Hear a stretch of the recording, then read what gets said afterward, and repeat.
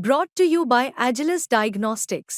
Health test की बात आती है तो मैं भरोसा करता हूँ India largest diagnostics company Agilus diagnostics. खुद को टेस्ट करते रहो।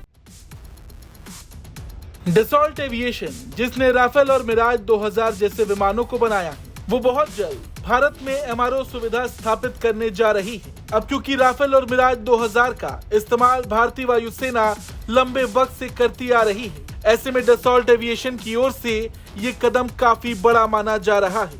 डसॉल्ट ने भारतीय वायुसेना में फ्रांसीसी मूल के लड़ाकू विमानों को सहायता देने के लिए ये कदम उठाया है। लेकिन सवाल ये है कि आखिर एमआरओ होता क्या है? तो आपको बता दें, इसका मतलब है मेंटेनेंस, रिपेयर और ओवरहॉल। एमआरओ फैसिलिटी से भारत में ही अब इन विमानों को बेहतर सुविधा मिल सकेगी, जहां इनके मेंटेनेंस के साथ साथ इन्हें रिपेयर भी किया जा सकेगा। इसका सीधा मतलब विमान की मरम्मत, सेवा या निरीक्षण से होता है। इसके स्थापित होने से उड़ान योग्यता सुनिश्चित की जा सकेगी और बेहतर तरीके से विमानों की देखरेख हो सकेगी। भारतीय वायुसेना 1980 के दशक में शामिल किए गए लगभग 50 मिराज 2000 विमानों और पिछले कुछ सालों में शामिल किए गए 36 राफेल लड़ाकू विमानों का संचालन करती है। ऐसे में फ्रांसीसी फर्म ने रक्षा मंत्रालय और भारतीय वायुसेना को एक नई भारतीय company Dassault aviation maintenance, repair and overhaul India स्थापित करने के बारे में सूचित किया है। रक्षा अधिकारियों ने एएनआई को बताया, maintenance, repair and overhaul India Bharat में फ्रांसीसी मूल के लड़ाकू विमानों के लिए रखरखाव, मरम्मत और ओवरहॉल सहायता प्रदान करेगी।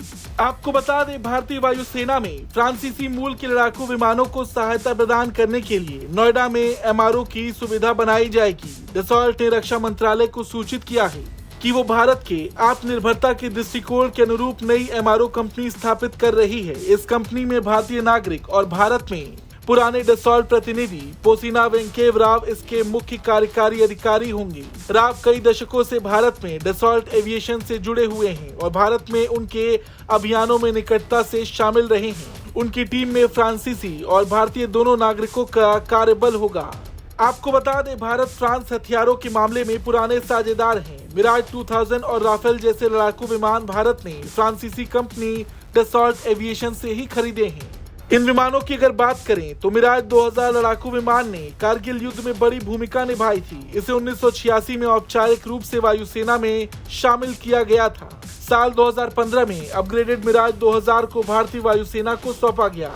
रही बात राफेल की, तो उसके आने से भारतीय वायुसेना की ताकत काफी बढ़ गई। भारत के पास 36 राफेल विमानों के 2 स्क्वाड्रन हैं। आने वाले वक्त में लड़ाकू विमानों की जरूरत को देखते हुए और भी राफेल खरीदे जाने की संभावना है। ऐसे में डसॉल्ट एविएशन एमआरओ सुविधा का यहाँ स्थापित होना किसी बड़ी उपलब्धि से कम नहीं।